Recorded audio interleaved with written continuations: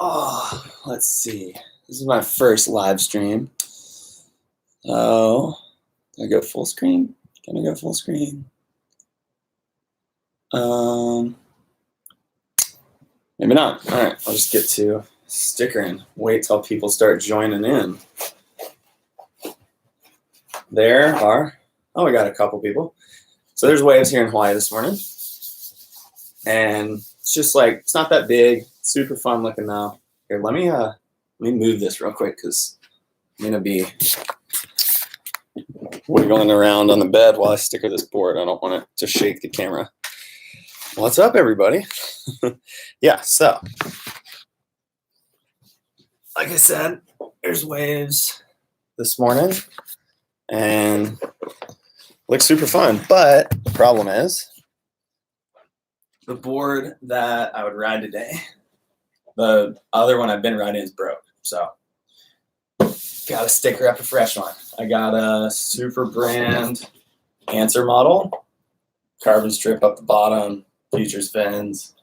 Can't get these things off the rack, but you can get them custom. So they're my favorite board for anything rippable. Like today, it's like chest, shoulder high, nothing crazy. Can you wax the board?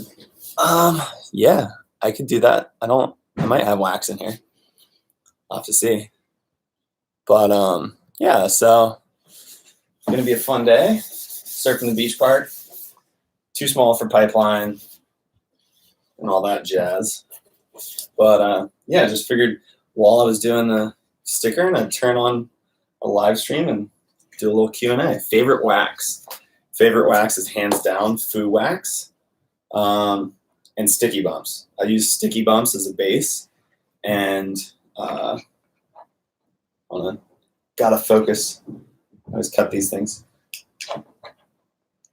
I use sticky bumps as the base, and then I'll put here I'll do warmer tropical over top of the base coat, and then Foo wax on top of that. Foo wax is the stickiest wax, period. It's the best wax in the world, hands down.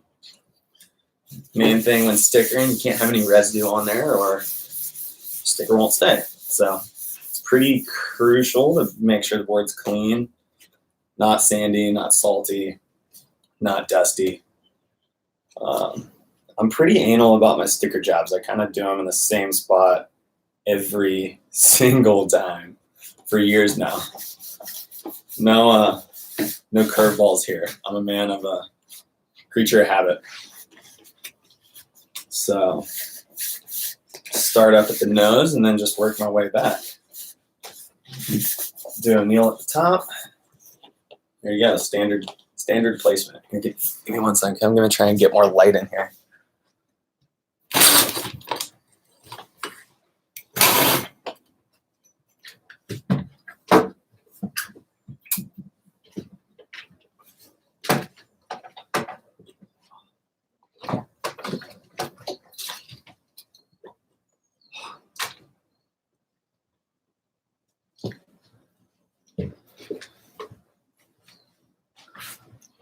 All right, that should be a little bit better.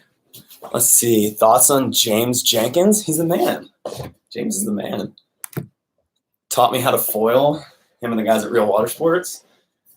And yeah, he's a really good dude. Super kind, human, rips, adventures all over the place. Hoping to foil with him here soon. How many liters is the board? This one's about 25. I did, let me double check. Yeah, so this one's, I just upped all my boards to a 1/4 inch thick. I used to do, 2 1/4 inch thick. I used to do 2 3/16. I've put on a little bit of weight, so now I do 2 1/4. So it's 5'9" by 18 3/4 by 2 1/4, 25 liters. Sorry, just trying to check on the comments here.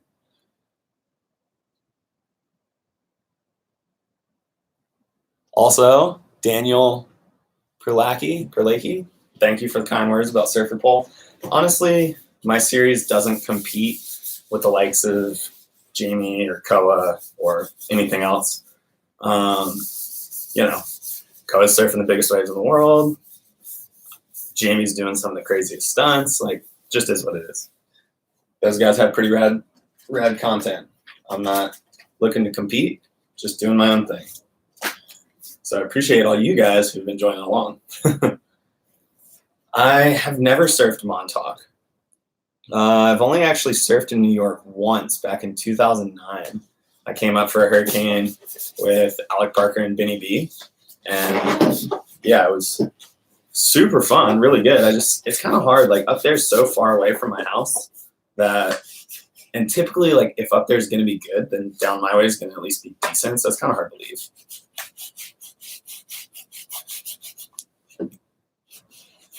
From Brazil, I can't pronounce your name, friend Bernal. Thanks for tuning in from South America. And my old boards, I mean, a lot of times they end up breaking. I'll keep boards, and like when I get a new batch of boards, I'll turn my old boards into what I call shore break boards. So at home, we always get waves that are just barreling right on the sand. So they eat surfboards. It's part of it. And yeah, I could ride a catch surf or something, and I would love to have catch surfs to ride, but I just love, I mean, sometimes it's really good. So I want to be on fiberglass. And yeah, I just can't sacrifice good boards. So I save all the old boards for days like that. I've never surfed South Texas, although I have surfed Waco. And I did go to Kandui once. I didn't stay at Kandui Resort. I went to the Mentawais when I was 16 and did a boat trip, which was super rad. Did it with a bunch of my friends. And I haven't been back since, but that place is, for a surfer, is pretty much heaven on earth as far as waves. It's just perfect. It's really cool. I'd like to go back now. It's just expensive, so I haven't made it happen. Not to say the trips that I do to Namibia and Tahiti are cheap, but if I can only do a couple trips a year, then it just is what it is. Smith logo next. So we went O'Neill at the top, Sanook, and I always do Smith on the rail. So what else we got? Hey, I really appreciate all you guys coming in with all these comments. When am I coming to Santa Cruz? Probably next year. I come out and do a wetsuit shoot with the guys at O'Neill Wetsuits every summer. We've done it the last 2 years. I mean, maybe I would come out this winter if like they invited me out to shoot for a swell, but at this point, I'm probably, once I get home from this, I'm hoping to stay home because I've been gone pretty much since September. So I'm excited to get home and hang out. The wave at BSR is slow. I don't know. I thought it was fast. I had a hard time keeping up with it. I really liked it. Kind of felt, I mean, I guess there's different levels that they run the wave at, so it depends on what wave you were surfing. But back when I went, they only had like the advanced wave or the intermediate or something. And it was pretty quick. You had to be on your toes. It was a super difficult takeoff too. But I really liked it. I'm looking forward to the pool opening back up in March and going back, hopefully. My computer's kind of far away, so these comments are pretty hard to read. A brand deal with my vlogs. I mean, these are all my brand deals. Yeah, I've surfed professionally already, and the vlogs were just something I wanted to do, so I quit wasting content and got to share everything I shot with y'all instead of just like my best stuff on like certain videos and whatever. And I just like putting it all out there. I don't like, I don't like the mantra that was like, only put out your best and only show the best. And I really love showing wipeouts, and I love showing even all just like the average of it. It's like, to me, the people I look up to and I like it watching, like I'll watch them surf anything. I just enjoy it. And I was actually telling someone the other day, like, for example, Parker Coffin is, one of my favorite surfers to watch. And he's just constantly putting out clips on his Instagram stories of him surfing. And no matter what the waves are like, I enjoy watching them. And I honestly wish he would do more like full videos of that stuff. But So yeah, I like doing that and sharing all my stuff and not having anything sit on my computer and go to waste. How similar or different is Hatteras to pipe? Jacob Carlson, sorry. Again, I'm reading from far away. So it's obviously very different because Hatteras doesn't get 20 feet, 25 feet. I mean, it does, but not in barrel like Hawaii does. But as far as power, Hawaii is definitely more powerful. There's no doubt about that. I mean, you're dealing with swells that run across the whole Pacific Ocean and unload on these reefs. But as far as getting held underwater, it's honestly pretty similar. Like when I fall on a big wave at pipe and I fall on a big wave at home, the time underwater getting rolled around is pretty similar. It's just here you're going to hit reef, and the wipeout's going to be maybe like more powerfully violent. Like the whitewater just like, it feels like you're getting like punched and stuff. But as far as a hold down, it's honestly kind of similar. Hold on. Trying to find futures. So here we are on the last sticker. We got O'Neill, Sanook, Super, Smith, Real Water Sports, OAM, and then I did futures. Whoops, on the other rail. And that's pretty much my get up. Every single board, I do the same way. What do I think about Portugal? Portugal's super rad. I haven't made it over to Europe since I was like a teenager, I think. No, that's not true. I've been to like Scotland and Iceland and Norway and stuff like that. But I went to Portugal once when I was like 18 and I really liked it. But again, like I only have so much budget in the year. And so my trips are basically depicted on like where I'm going to go. And I can only do but so many. So I would love to check out so many more places in the world, but I just don't have the finances to do so. But I do really want to come surf Super Tubes because that place looks amazing.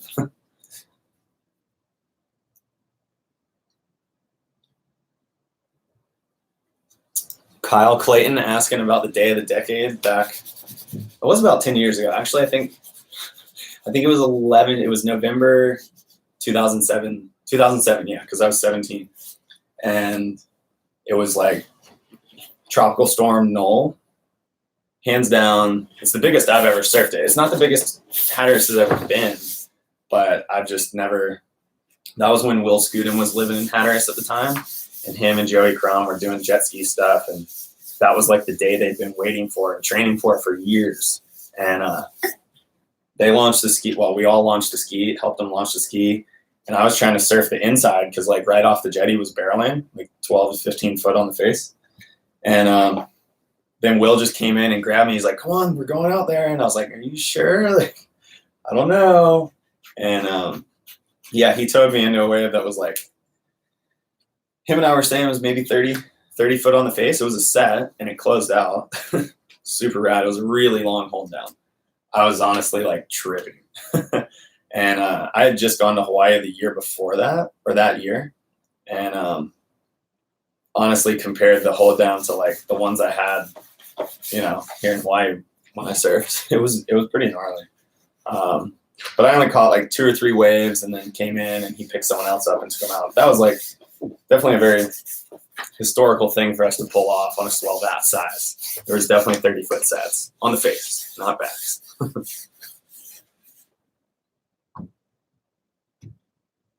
Oh, sorry, Brett. I must have misread the comment about the SR. Yes, it is pretty fast. I agree.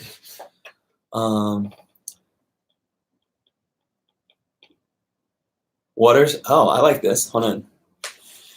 Drew B Tube. What are some surf culture things that you choose not to participate in due to your beliefs, standards as a Christian, and examples of father? Well, obviously just the whole party scene in general, chasing women. When I was young, I chose that I was, not only because I believe in God and I follow Jesus and whatnot, but I just had other personal reasons, which I don't really want to talk about right now, but personal reasons through people I knew that I just didn't want alcohol to be in my life. And there's nothing wrong with like having a beer or having a glass of wine or whatever. But as far as like getting drunk, I have some personal reasons of people I dealt with that I just saw so much evil in it, in that lifestyle, and so much destruction in families because of it. And I was just like I just never wanted to be involved with that because I saw the road that it led to. And I think that part of like where I am today is because I chose to stick away from that.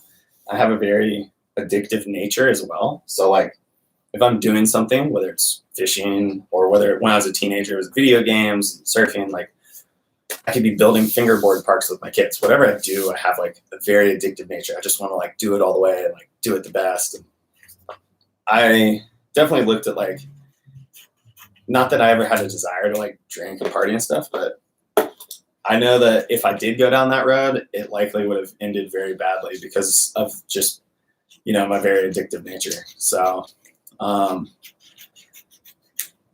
you know, I've never like drank beer, and that's not because I think that having a beer is bad.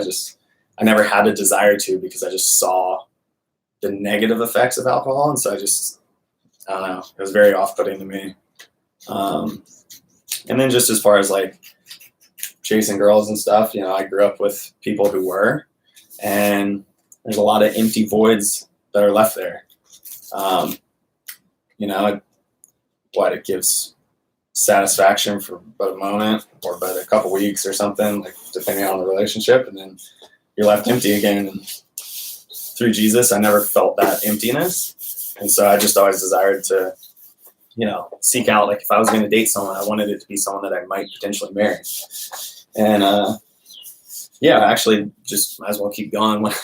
When I started having feelings for my wife when I was 16, I just started praying about it every day. I was like, all right, Lord, like if this is of you, like let these feelings keep going and something will happen. I was like, if not, take them away, because I don't want to like waste my time or waste someone else's time, like dating someone that I have no intentions of marrying or that I like wouldn't. And so after a year, I was kind of like, all right, well, I think that this is like, here it goes. Like this, I'm like in love with this person now. And so I told her, and it just wasn't the right time. Like we were really good friends, and her and I talked about it a bunch, and it just, you know, it didn't happen. And then 6 months later, I just was still praying about it. I was like, all right, Lord, like it's been 2 years now, and I still have these feelings. Like, are these of you, or like, is it just me? And at that point, I mean, it seemed kind of obvious. Like it wasn't just me being,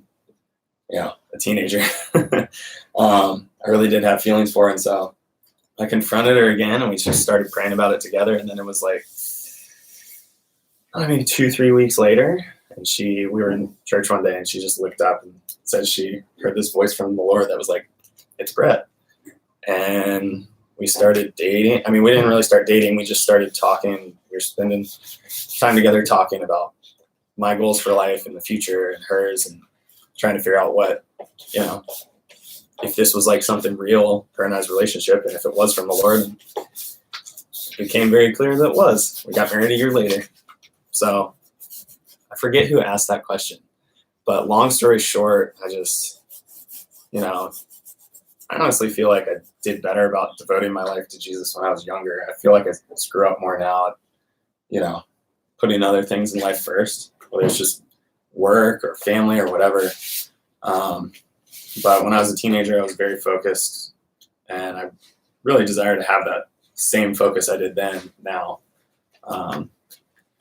But I just wanted to make sure that I didn't make any wrong choices, and that, you know, I'd be happy in life, and Christ is what led me to that. So there's a lot of things that I prayed for and saw happen, and yeah, just things I didn't want that.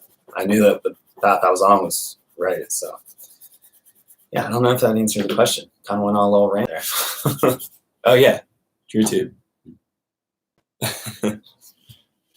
I appreciate you asking real questions. Wasn't really prepared for that because I'm just here stickering a board, getting ready to go surf. But didn't want to blow that one off. So thanks for asking. I'm kind of finishing up here. I'm pretty psyched on this little response you guys have had with the live video. Definitely going to do another one, maybe in some better lighting, maybe a little more in-depth. This is a quick one. Here I am, finished product. Futures, OEM, Real Water Sports, Smith Optics, Superband Surfboards, Sinek and O'Neill. Those are the ones that hold places on my surfboard. Other companies I work with are Loose Towels, Raw Limits, Sunscreen, and Solo Shot. But yeah, nothing's done. Oh, wax it. I guess I could wax it. I don't know, waxing in the house is kind of like a no-no because like if wax falls off, then it goes in the carpet or goes in your sheets. So I'll probably save that for outside. What brand is my watch? Nixon. Thank you, Brad Beach. He's the O'Neill rep from Virginia. Hooked me up with the watch. Love it. I don't know which one it is, but it's super small profile. Let's see. I'll just move in here for some. We'll like bang out a couple of questions and then I'm gonna go because I need to go change and go surf. It's super fun.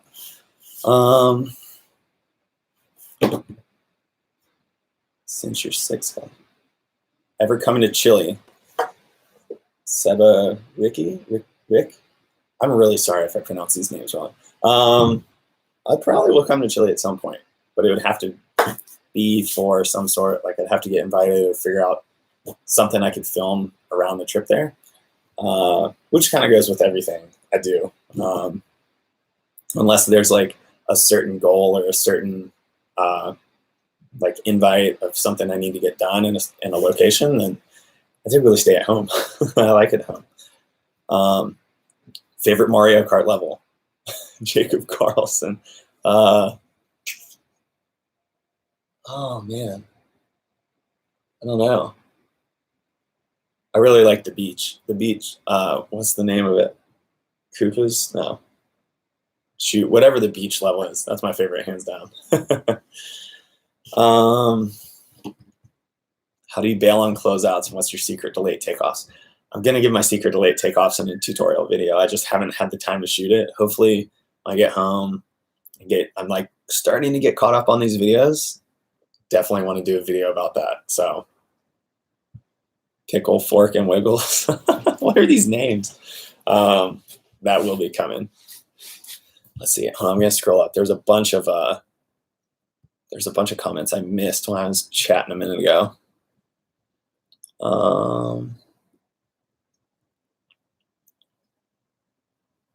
Which wave is harder to surf, Pipeline or Chopu? Westland Bolton asked that. Pipeline. Chopu's heavier. The big waves at Chopu are some of the hardest waves to surf ever, but Pipeline as a whole is harder because there's more people. It's a shiftier field, and it's a lot easier to be too deep or in the wrong spot to take off and airdrop and get absolutely smoked and have to jump, and you get caught by cleanup sets. It's a scarier, more difficult wave, I think, than Chopu. Chopu's so perfect. It's not, I don't know. The big ones are crazy and the big ones are scary, but it's just such a perfect wave. It's definitely seems easier. Let's see.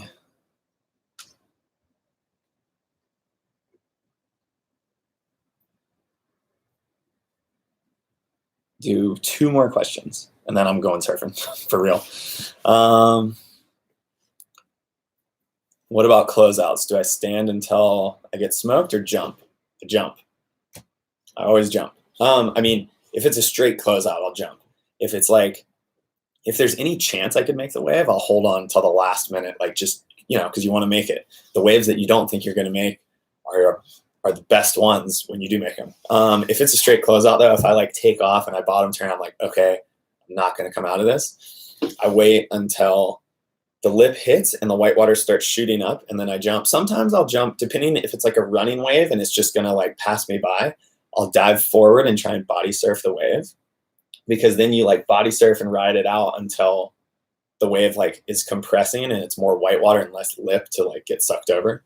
If it's like a straight closeout, which sometimes happens at pipe where you think it's a good one, you bottom turn and the section's just like 50 yards ahead of you, I'll wait until the whitewater starts shooting up and then just like sometimes jump feet first. Depends on how fast I'm going. If I'm going really fast, I dive forward, because if you jump feet first, then you'll flip. So I'll try and body surf it, as weird as that sounds. If I'm going slower and the wave's just shutting down, I'll jump feet first and try and pencil dive out the back. Last question. Did I see Cam Richards' wave in person? Yes. I didn't see the whole barrel. I just saw him take off. I was just over from him. And honestly, I was telling someone yesterday, from where I was, when I saw him take off, it didn't look like a crazy wave, because the wave shrunk so fast.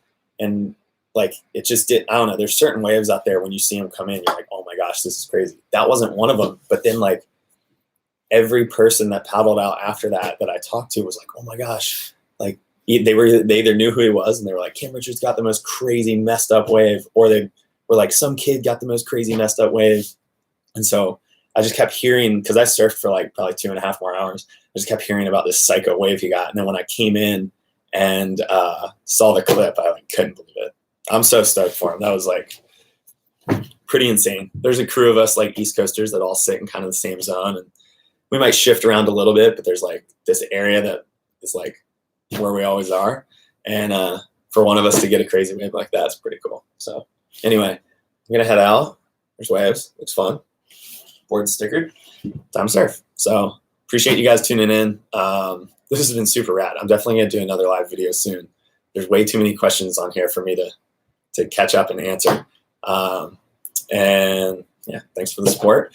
Got my first Hawaii Pipeline Rocky Point video coming out in a couple days, as soon as I get done editing it.